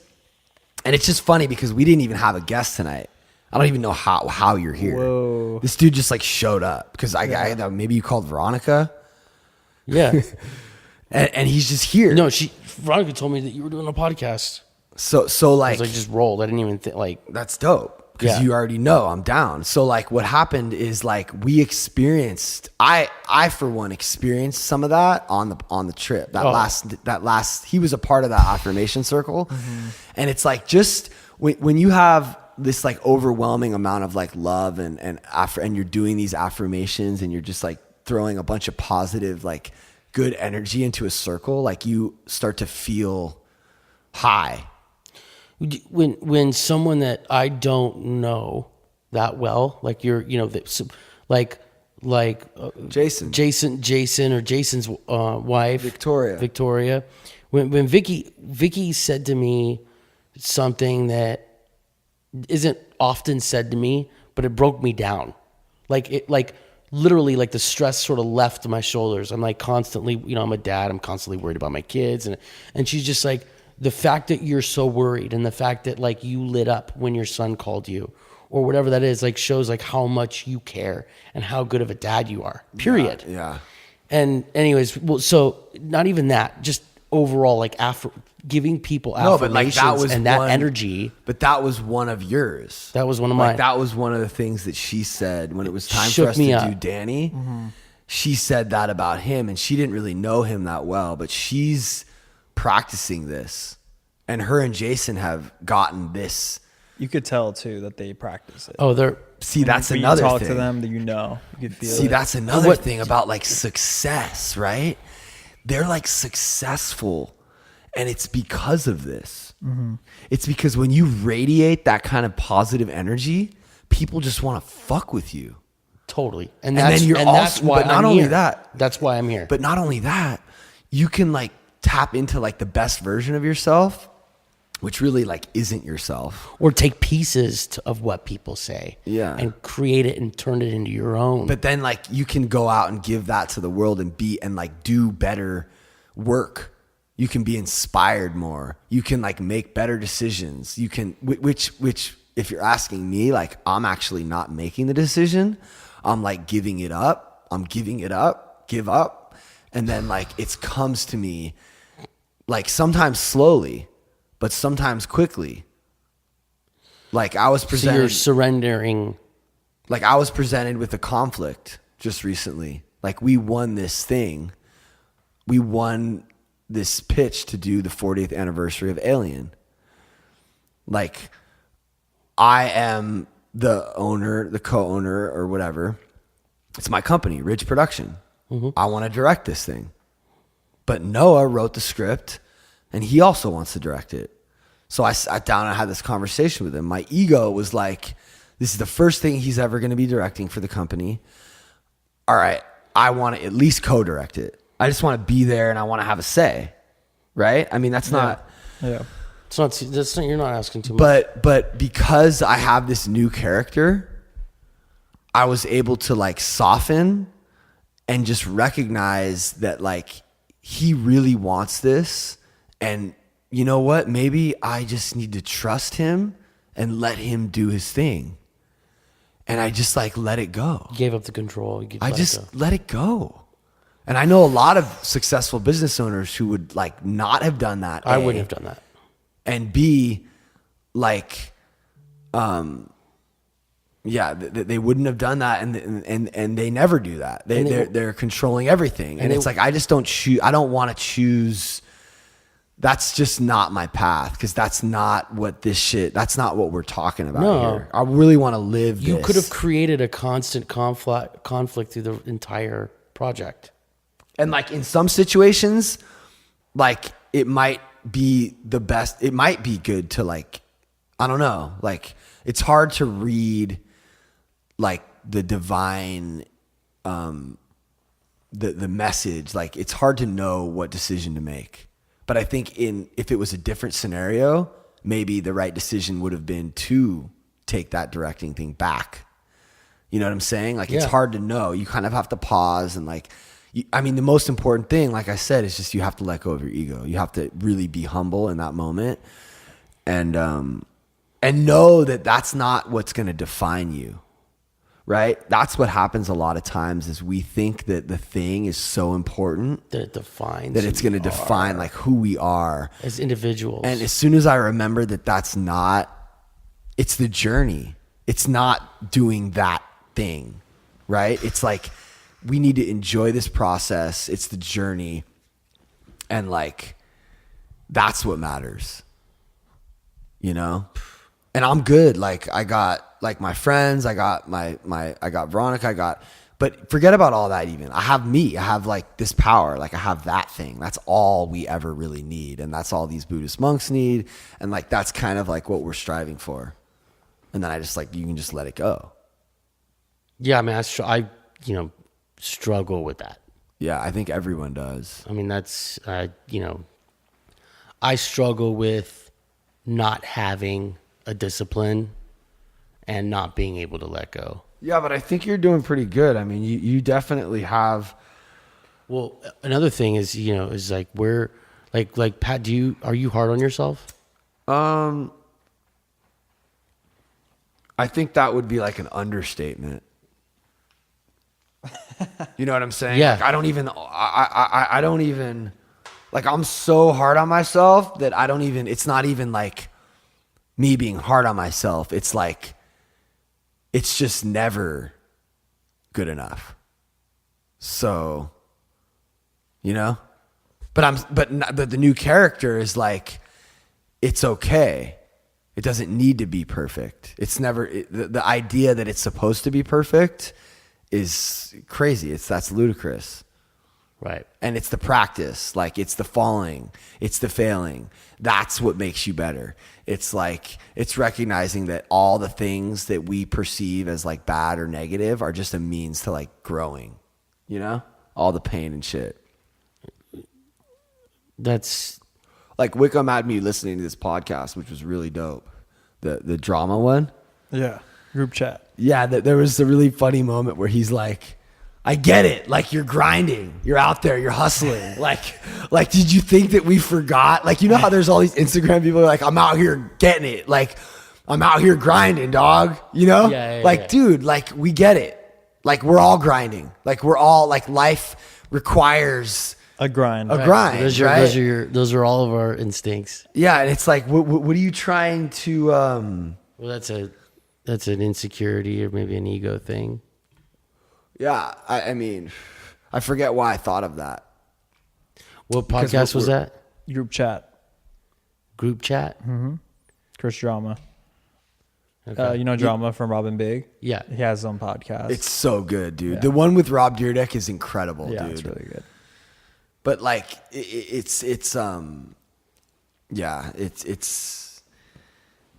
grinding is just, it's almost like a negative word. It's like that to me, that's like, that lets me know that you're like, it's like, I'm not grinding, like I'm enjoying. I have an issue. You know what I mean? Like I'm inspired. I'm like, I'm just living. Well, it's just validation. You want everyone to know that you're grinding. You're going to be big. Like when you say grinding, you're insinuating that like, I'm going to kill it. Like right. I'm going to, right. And please, I want you to know that so that you validate me. Yeah. Well, another thing that I was gonna say something along these lines where, like in business or something, where someone's just like along the same lines as I'm, like we get it, you're grinding. It's like, I'm so sorry, I've been so busy. Yeah. And it's like, we get it, we're all busy. No. It's along the same lines, right? Am I? What you should say is, I'm sorry, I've made a decision to make my work more important than you. Whoa. That's what you just did there. You're busy, right? But like, you could be busy with like treating our friendship. You could be, you know what I'm saying? Right. Like you're not busy. You just made a decision to make something else more important than getting back to me. Right. You made a decision to make me less important than whatever you were working on. Yeah. Which is basically money and power and greed and success. Like, which will just be a really good, clean segue to Kanye and like all the shit he's doing right now on his social media. It's fucking incredible. Like this dude literally had nothing on Instagram Have you been following him? Yeah, of course. And all of a sudden, it's just like he's just posting like all kinds of crazy shit, and the theme is like this same theme that he's had since he had this like rebirth or whatever, which is like love, positivity, and like I know you think like you don't have like a lot of like hopefulness, or like you don't really know. You think he maybe kind of fell off, right? No, I think in music wise, maybe a little bit, but as a person, he's amazing. Yeah, what he's saying, I think everyone needs to hear. What's this thing coming out on the 29th? Yandi. It's Jesus. It's not a Jesus. It's Gandhi. It's the same like album cover. It's pretty dope. Yeah, so it's Yandi. But what is it? It's an album. He's got a whole nother album coming out. Yeah, and then he announced Watch the Throne 2 with Jay-Z and another album with Chance. Let's have a little faith in that dude. Let's see what happens. Yeah, I'm stoked. You know, that could be really cool. You know, and that's just... I mean, I'm hopeful, but at the same time, when, you know, he's dropping a lot of stuff, that the quality is the quality. I don't know. There's Rob. You know that clip? I sent him, the way I got him to listen to that episode is I sent him a clip of Rob Dyrdek talking about, he's like, this guy Kanye dropped some half-produced, half-mixed bullshit and shit it out 4 songs, and everyone's like, this is the culture, man. And like, but he's defining it, you know. But like, I you know, I'm excited when new music comes out, regardless. Yeah, like that. You know, I was just talking about it. I've been waiting for the second Brockhampton album, and that just dropped tonight. Whoa! So I'm stoked on that. That's dope. And the new, you know, the first track on it sounded like a heater. So yeah, I'm a music person. You know what really trips me out actually about this Lake Mead trip too, was that I thought like I was into music and like I knew my shit. Mm-hmm. And all of your people are so that's crazy, right? Music. It's like I can't even explain the level of. It's like beyond professional. It's like beyond. It's like it's their life. Absolutely, dude. The same thing when I started working at Ridge. I was like, these fools are like, they like love music and they know so much about music on another level. It's insane. Talking to, you know, Pretty Ricky and talking to Ryan, his older brother, and talking to Tim Carhart. Yeah, Tim they, you know, I've asked them. I'm like, look, send me stuff. Just send me stuff. Yeah, and you know. Patrick Golenberg has sent me so much music, and I'm like, I'm vibing right now. I'm so happy with all the new music he's been sending me, along with discovering the stuff I'm discovering regularly. But your friends are so next level. We all are though. Like you guys too. Like we all can learn from each other, and it's so cool to find like-minded people to like build and grow with. You know, it's pretty amazing. It really is. That's kind of what this whole like Chumba thing is about that Jason's doing, you know? Now, tell me a little bit about that. Well, they just have this like they're doing a little get together. Yeah, they have like festivals and they're doing the art night. They're doing like active Chumba, which is like beach stuff. And like, they know you. So you're in the mix and like, it's just in the way that both of them and you and Veronica open up your house is very different to some people. You know, some people, their house is their private sanctuary, and they shut it off and they don't let people in there. And but you guys are just so on that different tip where I could be, you know, I just text you or whatever and just be like, I'm rolling over or roll over. It's a very different thing.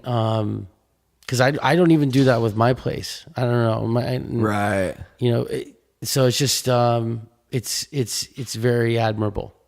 Yeah, we like that and they like that. And it's, you know, there are times when it's like just me and her, you know, and we're doing like the alone time or whatever. And we need to like make that a thing too.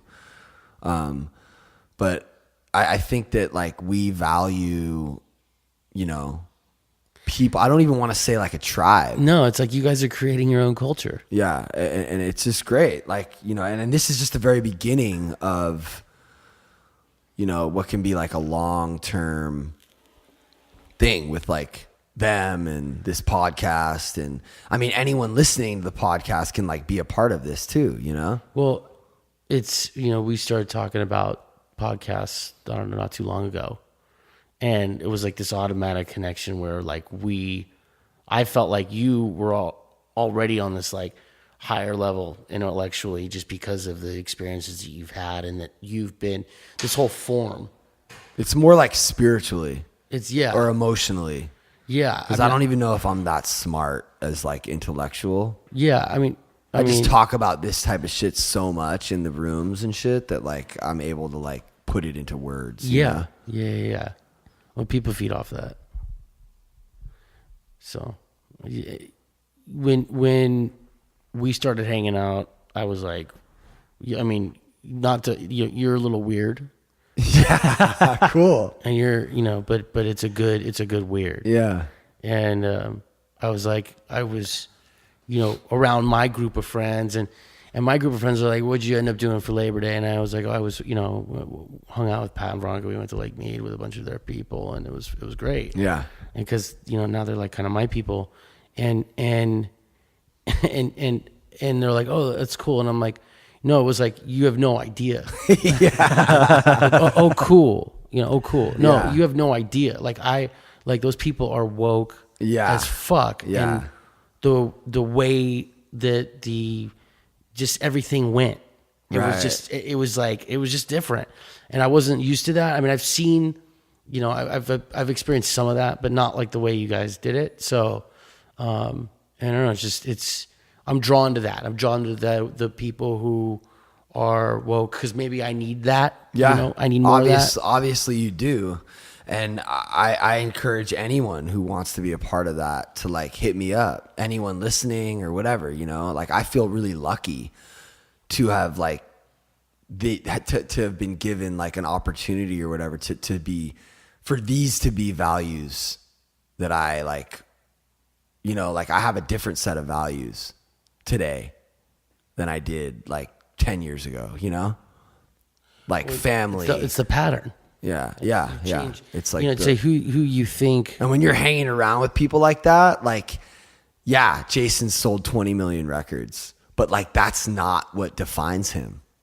You know what I'm saying? Like, it's crazy to be around a dude like that because like the reason I say that is because that stat attracts people that aren't really woke, but like you can like wake them up. Well, it's because you see funny. Jason and you're like, damn, like he really he doesn't act like no like Dr. Luke or fucking a dude that like defines himself based on those. Because it's like sometimes I'm around these really successful people and they have this really weird insecurity going on and they're like trying to like constantly remind you of like their successes, and that's just like, this dude is so not like that, and it's so cool to be around people like that. I described my sister was like, who were you with? I was like, oh, I was with my, you know, friends Pat and Veronica, and you know, Jason and his wife Vicky, they're like super successful. They have a studio and they write a lot of songs. They sell a lot of albums and And my sister said, oh, I'm not about that. I don't hang out with that. Like I stay far away from that. Right.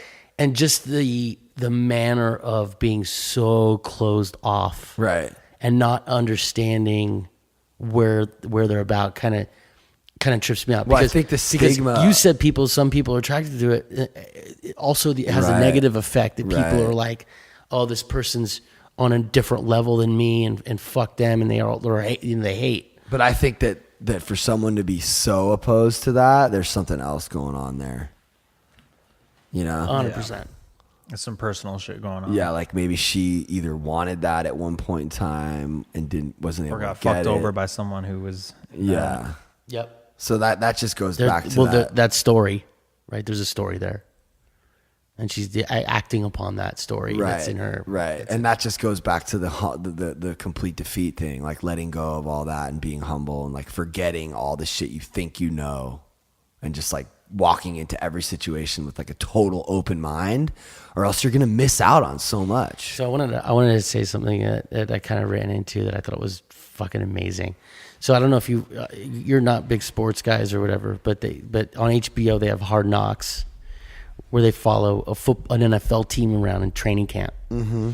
And this year they followed the Cleveland Browns around, and they tonight won their first game in 640 days or something. Mm-hmm. So they didn't win any games last year. Jesus Christ. The first team who didn't win any games last year. Whoa. And they finally won their first game tonight, 3 weeks into the season. Anyways, long story short, they had Hard Knocks. It's a HBO, and they got the guy with the HBO voice. You know what I'm talking about? Yeah. And it's awesome. I mean, players are getting cut.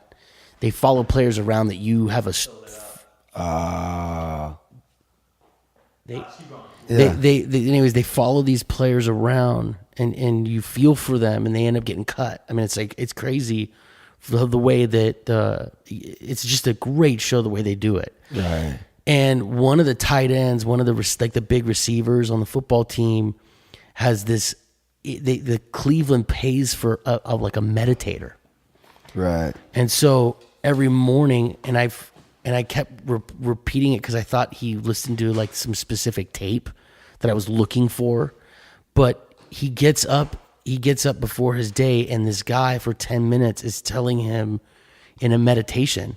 He's literally doing whatever transcendental, whatever type of meditation it is. This person is saying to him, you are going to be a better person today than you were yesterday. And you are going to, all these like positive affirmations. And for me, the whole time I'm thinking, man, I got to find a tape like that. Right. Or I got to find something like that to listen to just when I'm getting my coffee or whatever the fuck that is, 10 to 15 minutes in the morning. Right. So I think that'd be a game changer for me because it kind of creates that discipline. Yeah. That you're talking about. Well, I mean, you also could just like pray. That's what praying. Like my thing is like just hit your knees. Hit your knees. Yeah. See, my problem because that gets you humble. My problem with that is that I'm very agnostic. So that's your problem. That's you not being open. Yeah. Right. I'm agnostic. So sometimes the way we need to grow is right. It's the one thing that we don't want to grow. It's like that one thing that we're like, oh no, but that's not for me. So it's like, I don't know anything, right? Complete defeat. I don't know shit. My mind is fucking not here to serve me. So I don't know. I don't know what I need. I might need that tape. Yeah. I fuck with the tape, but like I also fuck with hitting my knees and being like, how can I serve? How can I be the best version of myself today? It just like kind of reminds you of all the things you're focused on. Like, how can I like not be afraid? How can I be the best version of myself? How can I help humanity? How can I show up where I need to show up and like serve others? And you just, it's like I'm not even like saying the words. I'm just like thinking all this like good stuff, positive stuff. And I'm just like, so you do that in the morning? I try to. And I try to hit my knees and put my head on the ground because it's like humbling. And like what I'm praying to isn't like a god or religion. It's like it's like I'm praying to like the energy of like love and humility, and like it's like the force, Well, Wickham, you do any of that? I mean, yeah, absolutely. So you're. What does that look like for you? Is it similar? I mean, yeah. This is for me to know. It's not even for the podcast. This is I need this stuff. I was actually very agnostic too, and then I remember like we have this thing called the Big Book of Alcoholics Anonymous. So there's like it's kind of like the how to and everything, and there's this chapter called We Agnostics, and I was like, whoa, what is that? And I read it with my sponsor, and it totally changed everything because the guy who wrote it, the founder, Bill Wilson, this white dude from the 1920s, was telling me what I was thinking in my brain. And I was like, whoa. And the biggest line he said that really impacted me is he was talking about how he was agnostic, right? And his friend had gotten sober through Ebby. And he had gotten sober through this thing called the Oxford Group. And Bill, like, he came to his house, and Bill was like, all right, this guy's just going to preach about God, whatever. I'll drink while he preaches, right? And he was totally close-minded to it. And then Ebby brought this idea up of, what if you had your own conception of God, right? And then Bill writes it really beautifully, and I'm probably going to butcher it. He writes, and in that moment, the icy intellectual mountain in whose shadow that I was shivering finally melted, and I felt the sunlight of the Spirit at last. See, that's my misconception around that is, I'm thinking I literally, 12 steps, Jesus Christ. And that's kind of what I've just, because I don't know. Wait, so why Jesus? That's crazy.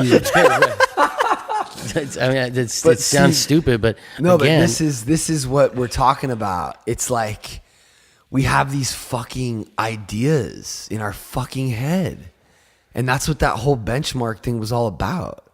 Yeah, it's like, forget those ideas; they're not helping.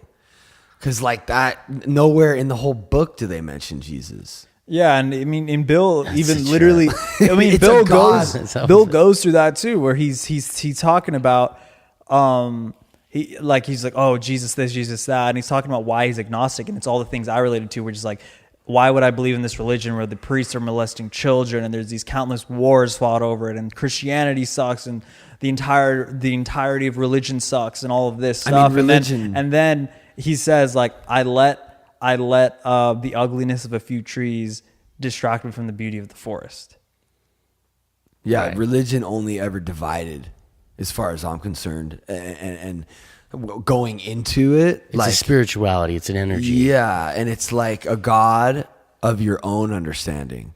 So, actually, I was talking to Prosser about this because he really needs to get sober. And after that affirmation circle at Lake Mead, Prosser came to me and was like, I've been meaning to talk to you about like getting sober for a while now, and I just haven't been able to. Could you sponsor him? I mean, I'm down for whatever, but he's just not ready. But he has the same thing that you're talking about. He has a hard time with the God thing. And I was like, bro, you know that feeling you get when you like see your kids? Like, that's God. You know that feeling you never thought you could have? Right. Because you never had it. You know it because you have kids. Or those little, synchronicities or whatever, or that deja vu where you're like, fuck, I dreamt this before, or whatever that is. Yeah. It's like here. It's not here. It's not in your head. It's inside your heart. It's a presence, whether it's in you or outside of you. So look, there may not be there may not be anything. I don't know anything. All I know is that feeling is real, right? And when I serve others, and when I'm in that humble state, and when I'm loving, and when I'm like living my life that way, everything's just better. So that's God. I mean, I just call it God because it's an easy 3-letter word to remember. For like a year in my sobriety, I had to not call it God. I just say my higher power. It's just like easier for me to like, just the word God has all this negative shit attached to it. I'll just call it my higher power, my higher power. But this conversation is making me sweat. But now I've grown to the point where I'm like, I know what God is, and I know how to separate it from all the negative bullshit. But the whole thing about not using that word, that also is kind of like an ego thing too. It's like, yeah, like I hate when people share and they're like, my higher power that I choose to call God. It's like you want to make sure that everyone knows that like, you're not down. Dude. And it's like the thing about humility is that doesn't matter. It doesn't matter. That doesn't matter. And to be able to hear that with like a non-judgmental mind requires humility also. Whoa. Right? So it's like that. By in calling it the very word that we've been resisting our whole life, there's like that's a part of the practice and discipline. It's like reprogramming your fucking brain in the one way you don't want to. And another thing they talk about in the rooms is like they talk about how we were in the book too, is like even though we like that Christian guy, like that really religious guy that we know, like we would talk shit or like think he's corny or like weird or whatever, but they always had something about them that was like, whoa, like it was like alluring, like, and we all felt that like they had something. They had, no matter how much shit we talked, they were going through a similar. They had this peace or like this happiness, like this thing. Whether it's real or not, does it really matter? Right. That's what I always say. And we were always It's envious like, of that you know thing. what? I don't Right. really give a fuck if it's true or not. If it's making my life better, I'm going for it. Well, for another problem with the way. So I was educated. I went to college and I was like a biology major at first, and then I ended up switching majors and following this guy, this specific speaker around. His name was Bill Maher. He has since published a couple of books about banking systems and anthropology, and he kind of blew my mind away with his talks. So I literally ended up taking like 3 or 4 classes with him. And the problem with that is you're being taught, right? It's so like, it's very non-spiritual and a godless teaching of, the factors of how power begins, how tribes start, how civilization begins. All those origins of humanity are very they don't include that. They don't include anything spiritual. And so my education was that too. Right. And that, so, there's, it's kind of a trip. Yeah. Sam Harris talks, I don't really know. I mean, I know Sam Harris deals with a lot of this kind of stuff. He talks a lot about this kind of stuff too.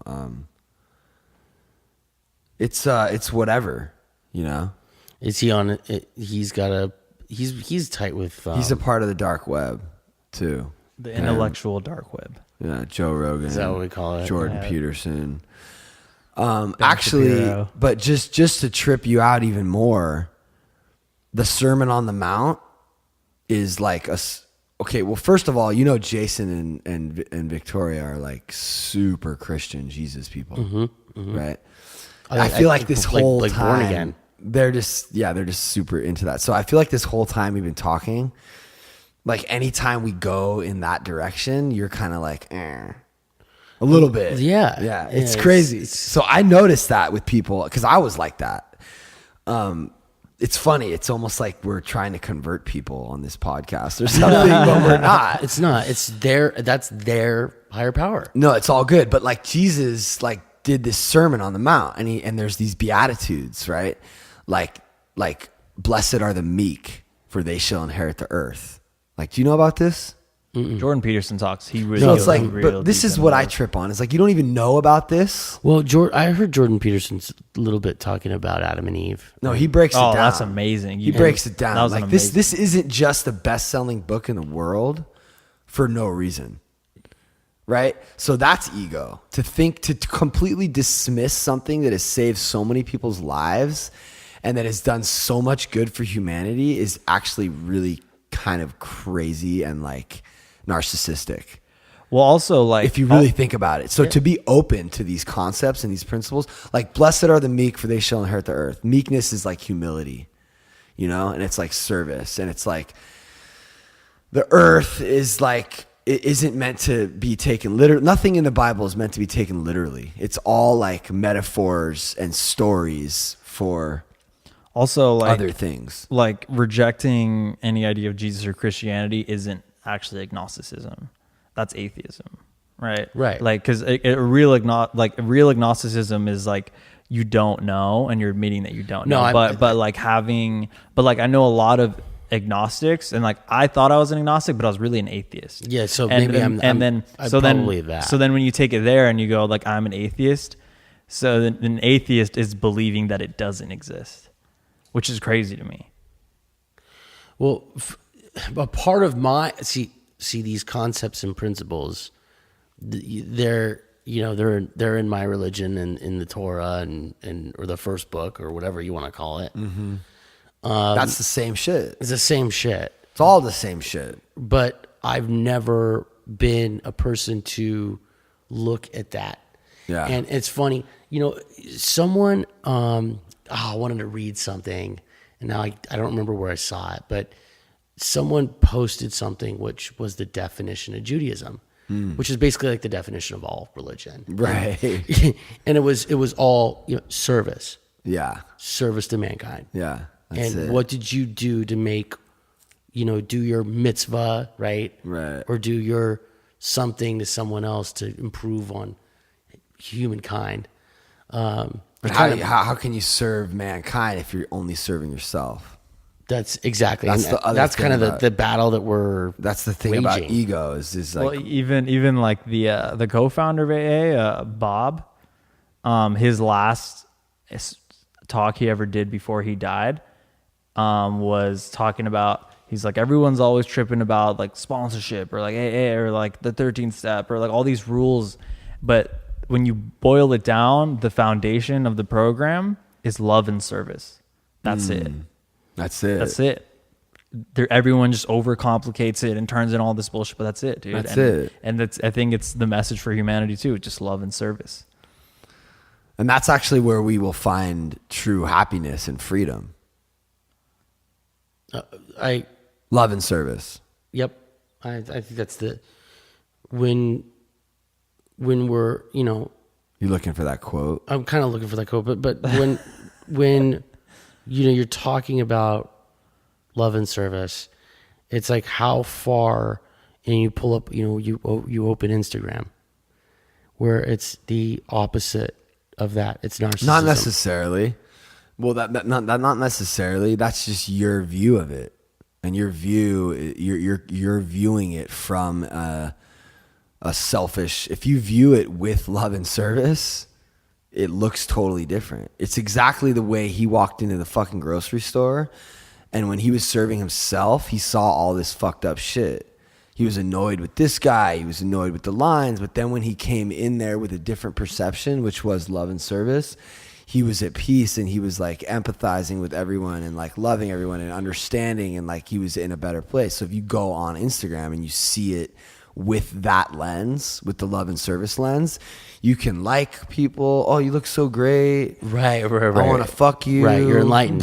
Can we? Right. I don't know. What's Right. up? No, I Let's get have it. a fucking orgy. I don't know. Right. And it's the Dalai Lama is always talking about inner peace in your heart. Yeah. Is the true measure of success.